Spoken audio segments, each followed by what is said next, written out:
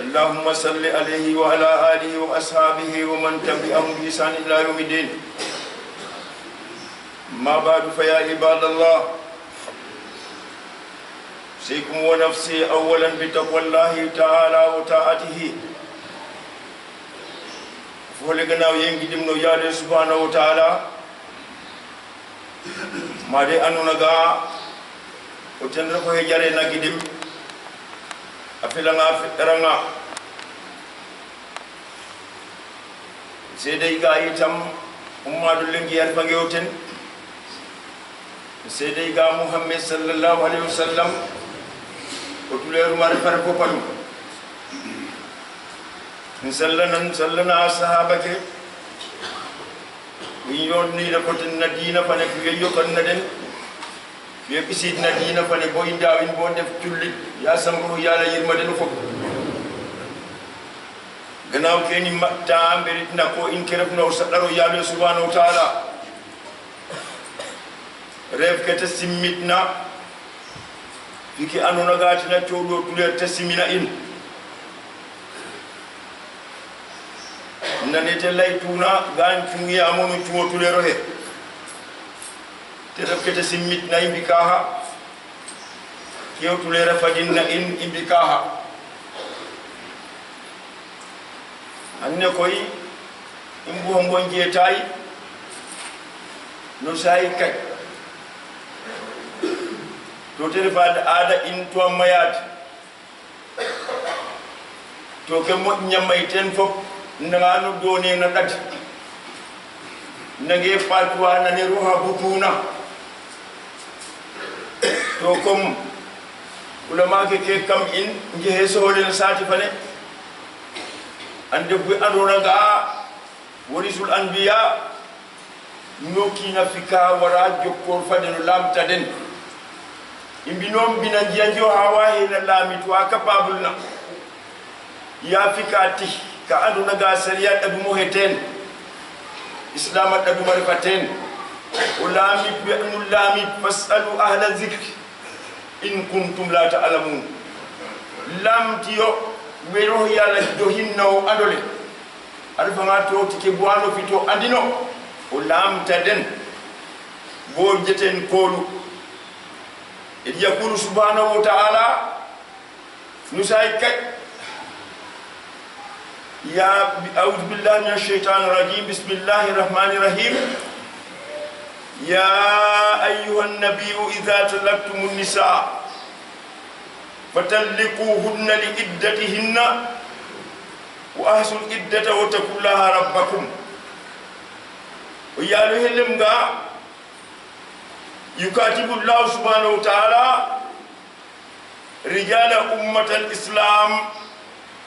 في شخصية نبيها محمد صلى الله عليه وسلم فيقول إذا طلقتم النساء أي إذا أردتم طلاقهن لأمر اقتضى ذلك فطلقوهن لعدتهن أي لأول عدتهن وذلك في طهر لم تجامع فيه وفهل يكثر هلما لمغا أهو يطلع محمد صلى الله عليه وسلم ندا هو يلاها terbo hoyla anunaga notena bertum nda puter gorbe anunaga den def julit ke fop def gori julit ke fop te bertin nak na jimmanu kuder muhammad sallallahu alaihi wasallam alimga iza talaqtumun nisa yani iza aradtum talaqa unanga ke krafo tehe bo jafi jafi je bo hay tehe رجال الماء فتلقوهن لعدتهن وتيو هجنا إدّا تو مسن إدّا فنا وسألوا يالو أنو لغاو تنفلو يان كتنيا كن ألفناتو بواحد مبيرنا أنو لغا تنپوسن بو بوهادو هاي وهجن وتيه na idda li awwali iddatihinna udhalika fi tuhur nuwena tukale otehehe dappa ba hola giyate gita ahola fe indigne kamu holo lawti mu hakka hajiyo tehe kamu holo laha ba hajinna haidi anara giya gita ba hajintaha tumi boyate holna o hajinno holo laha commencé ma halimit ma to nak kam holo laha bara hol rek o provoté o fukato foten bo pare hajin ro ya simiram ka anda ga hola rek jiha yende gikka kam holo len o provoté wir rek ko do foten ro buye ka alimale ma fata hol a hola nga ba pare o mandu yo koy hajin تلما وأحسوا إدة وتقول ربكم نمسا إدة فلنا نكون ستروا يادو نقر دين نؤن بداية فلي متفريتنا إكتنيا متفريتنا وقر دين با فمتفهيتك وقر دين با نجيك أنو لغا وتنورم كم جي كتنيا حكام كدفنتين ndaknilla wala itam nu nyakula ru daknit kabo na dépasse fana wala nu nyako dépasse fana ingenanna wala ka nyakuje ndana go anga wekin haja aje ka wara hamanten aje ka anu daga oten wara hamnuten ngir indaknira na ngaje ka anda mban hajjam andam bana baka telerom nam kami katni inga jiti no papa ino de biya wajama kire to da ata do def kateno ten to katinoti de pas katino ten to poto katino sariya sime inkaha ikaja jeje sart pamate hotka mete hota haje utakula rabbakum musadara royal famtasilu awamirahu fala ta'tabuha nun sik mero yala simna mun ke simna nun yayi kaja je fa ya te je nun ga kini no papa rohalu ma la tukrijuhunna min buyutihinna ote hajangan kam dukalewo mbinnewo na dukalewo mina jangika idda bane tempote pa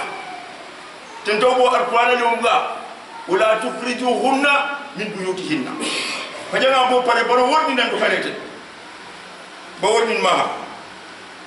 wayajibu an la yakrujna oten fay hobi tam to warna barawro min buyutihinna barawro ma o wayi no nyowna to dana kisnya to dana ciya to dana yonge asole nga adab o jikani lisa munna ni wenga nyafi nga yerna wenga jaha na ful inna no hina pa inoro yala no awole alima bari mborna den dokke to budenu fa ko dum baram borna ko den la tukrijuhunna min buyutihinna wala yajibu an la yakhruj wa yajibu astaghfirullah wa yajibu an la yakhrujna aw wara baram boro min buyutihinna dana bisart illa an yatina bi fashati o wajin go pare tirna do khale abu an ga hajalu ba pare tebo manifesta kama nduka na njalo fasha abu fi an njalo kama dukale wallan binne wa da kiran temo ma wala tele kama binne itam o dono le tesikiran o hele ya to ki binwe o ya hasre o hele ya bambarju bo ba itam fata worni tinto boro alimna illa an yatina bi fashatin mubayyana ka zina zahirin aw takuna sayi'a bazi'atul lisan anu gay delem de afar jabay legle ko kinana fa barik kam wedem na binne te do mo nyuru la anu naga ab ko bo do ha kam no hena nan kan sikay ihom alayati feluna kama dukal ya fiaka feluna bo bana ko yalla dem gana o yalum fota worne fota woro bara wasil allura winbe fatuzi ahlal bayti yubahu ikraji atagana nak bu yalma worne na dukala nda nak fep kenji he ko bane hajja o te he na dukale woru jangit iddawle nda ona an o letal na nga badare o letal ana nga badare bo ma ko lima de ngoti bagar o bu fi del fop miside asili mo yuna bisika o he hajja arifu ma kinwa aduna ga da gure be na dara nyoy kate ya bane abiya katina da gure ke ten wen nuno aduna ga nuno te ngati dumena nun nuno na nga do ka responsabilité bane nyow na benge nyow na ya bane nyow na ya ke ten lo halima nan tena motika hududallah o man yata hududallah fa kadzalama nafsuhu kekero ya la simmitna te fatita kepo nu jegge yuna idale kero ya la damna firoka alima to nyaay go nu binaha pour internet na ngaje to nak alima basale wasa no ma andiro de la allah yuhdisu ba'da zalika amran leg basale yingna leha ro ya la limno wasin na dukari numba handita kam men nu defna bu akenya ke wonda ko noten o tintama kenya ke tanda ko noten o haro wala ti haro na basalatu na kaman fali ay inga jira ji yanda buruje he to inga yirna haytam gannaaw fep idda fa de pahe onan no ina paade ari ba to nu de famen bo idda fa ne bo pa to pahe o wa nga kitiro kitir dak nin terem rek o daknin atakna laha jate dépasse jate dara i lay rek te dako iga akajala terem tala ko rek kunna ndaw cuma abo idda fane pa hanga afela man katti jam balatu ikomu mi komu majia ngawa atebuna aje duwa do manfa ikomu ne idda fane pa aje duwa ada kono Qur'an parce que idda fana pa hato dak nino kon atakula pro daknatin khano bat lohum arba nga yatel naki kay lengno ade darba nga tadik c'est fini kay tadik c'est fini pa tak alima anyo kora saganta hajawo tew kay tadik bo bat ko sohliya ko new tew saganit na saganta bo ko robaju ba chafatina bon ba sohlira ikakene dianga ati kana na kino kin fato waho o merite waho siko kino e nete woritna o kore gorgollo o te gorgollo dum ba on continue tiga danga ji bo chafatina ba to sohlira tiga ha bada zawji ki hange o tiyare adul wono korol lakas bo ha hajin walla te hon daga na tiram men bo ken jehe ndana ka tappale fo to Sénégal mom tappale fane mayam tappale fane pour nous ma dakni jehe so len sale ino hege tappale fana ko so leiran fotal ka anu naga hakkana dulluka haje wala dulluka ko re hono amadamu buha kinto boral ma inna nga ira dikenna nga ira kam in fatamus inga yinne fatamus barul layil ponu banu to yayi o kore basingi sutura no te manu fado na limga hekine nano hekinan buya kina bukateruna wote he basinto kore buya an gar ko ngambi nyu te wanya bata hekine no hekinan kiran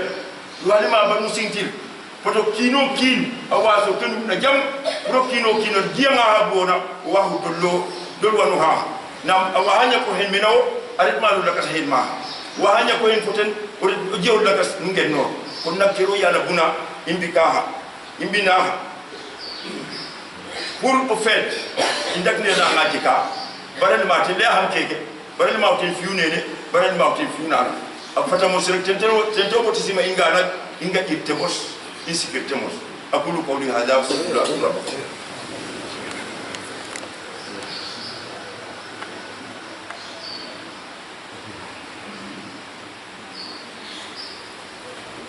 alhamdulillahi rabbil alamin يقول سبحانه وتعالى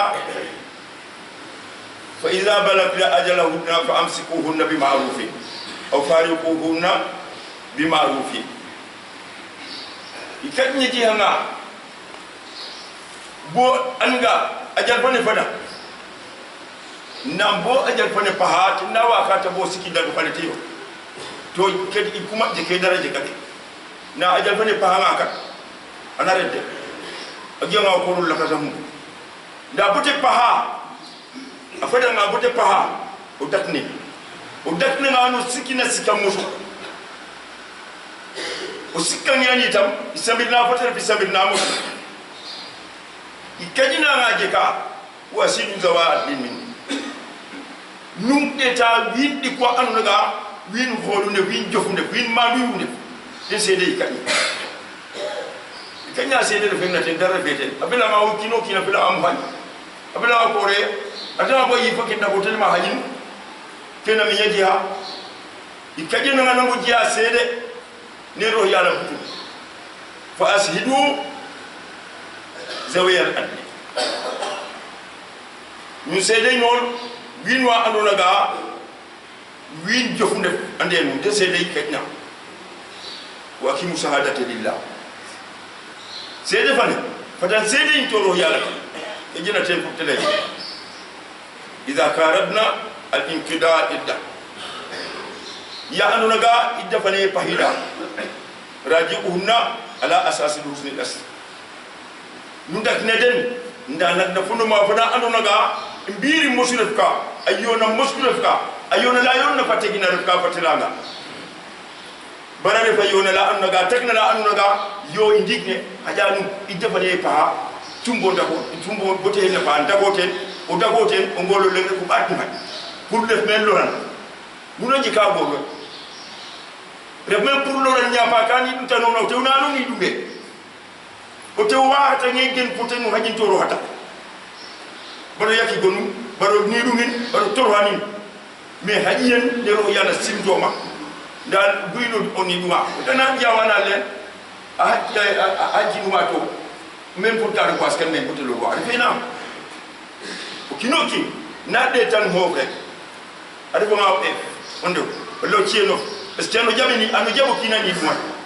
yano jabo kinalo ran ja kino kon baro pieni baro pieno kin no cienu wala o e monde e drade bi kan yurajiha suma yutalika o dakni bo pare bo bati no tak hay te batu jeray i defanda ken do dara to rasulullah lim da la dirara wala dirara lor o kin ware nyabu lor me wadu jobo lorki il lorir ware me ibadallah la tasul radata illa fi iddati ataknir o tew fo ko wanga jirna wa he sayar bangay to idda ya idda fane abuna ko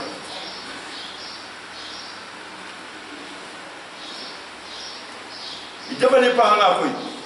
o hajena o te hajena aje durwa inyani te ake saje durwa nya ko ya idda fana fara pa aje durwa anya bi ko rewaitam wengo ye bodi tam kelele ma fulu kelele ma fulu o akudu watollu rewo bisida telma aka bisida ma ama do do ama tollu lewo halal fane sipenaten delo bisika halal fane de laydina tumni batu follem biteme batu follem halo bisidin choknoten choknoten inna ila ba ko parce que katnya bayno ko ra rebe bayno to ndana gro yala yobanan fulote he ko regi ngano lura ni dungan to buyano hay aja pay karo yala to la putte fi te def e jot akidam tundi betu follem bite betu follem ko yem bote jagre ko nay bote bonu na wala mine sikana am wala mine di yem bote di wala halan bani an raga tin to da mo hadi huddo ama tundule ni apa ajabe huddam huddo hama tundule ni huddo hama tundule ni nda koy kena jiyanga ko re wara dara wara tenno huddo ha a ki anno gati na waru dara wara tenno o temi woytam dara wara tenno kon inda nganga ila imbo ta nganga ila fa tiketa kina apa bari fuwa da ko dallo fide feloma boyo ko libaga alo wor araju ngame o fe ngame ko fe no rume yo ye je du wa fe mera ko kon nak nga itma ni no papa ke ro simna inga kinu no papa ke te fonyit na inga kinu no papa re wo fi gorwe ni sada kino kin ka tolu o munyeka min amay na te ngagire amunyal na munyanir nda ko numbo ga wi weme nan dolli bambum e mo se nangi ja problem akan anano munya korena no munya o te munya bu dimba o saite nango ke gindi kle ga jinne may toyo nga yidne may toyo inga jinne may toyo pati teta kino pa to fo lengino to inga jir henne inga jir henne de anadu la kitabi rak masa allima hadith fani ya da'if wala hadith fani ya fi hadith nubel ndanak tije mana gaki ruwa kun ya fo tendref inga jir abu kanu halalan indallah abtalahu ki amna ga de gay problema de ndarwa sibin lo buye ngajir ko de gimmoy to ina pa ya samu yo yaare mu tayte ya samu yaare mu tayte saminna ni de may ko kawre yaale fakatal bajete de ko fi goru ya sam saytani wurande de saytani ya sam te wurande de saytani ke wiinde bi saytani ke cinike sam demboro anderi gobe fi rewe sam demboro anderi yake bi pape sam demboro andera yake bi pape ya rabbana sam demboro ande in fop ko fawre yaale fakatal bajete do imi ngi dam jam sale Senegal ya sam rofi men jam ya sam bo fi jamba misali Sénégal afti di to gwanda kana atna no mbato bona supre bani mo fam nameka sabo yalla ci yadin jam ga yadin abisadin mi anuna ga men do yalla as abdu de bisi ifami fani bedem buwa bisi fam asinne ya sabo yalla fi yadin اللهم ربنا اتنا في الدنيا حسنه وفي الاخره حسنه وقنا عذاب النار ربنا لا تزغ قلوبنا بعد إذ هديتنا وهب لنا من لدنك رحمه انك انت الوهاب سبحان ربك رب العزه عما يصفون وسلام على المرسلين